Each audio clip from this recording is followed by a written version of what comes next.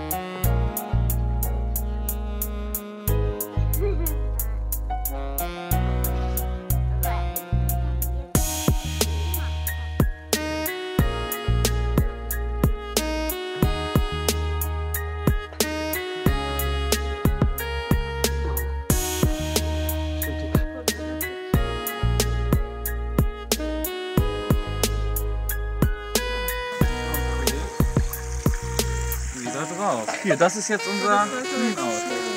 Ja? Der kommt jetzt drauf. Alles, oder? Ja, alles.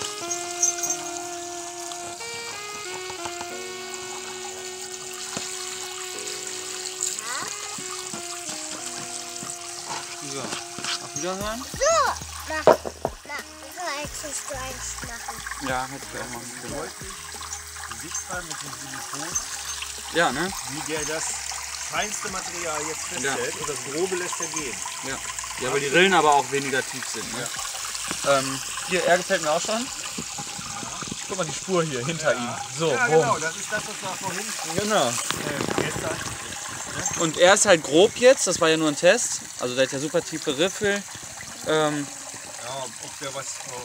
ob der unbedingt da nötig ist, weiß ich nicht. Nö, ist er nicht. Das ist ja gerade ein Clean-Out. Also genau, der wäre hier an dem ersten Ding. Genau. Okay, ich meine, das ist noch nicht der. Ja. Danach kommt der Müll. Diesen Sud packe ich auf den Miller-Table. Was ist das? Noch feinere Aktion.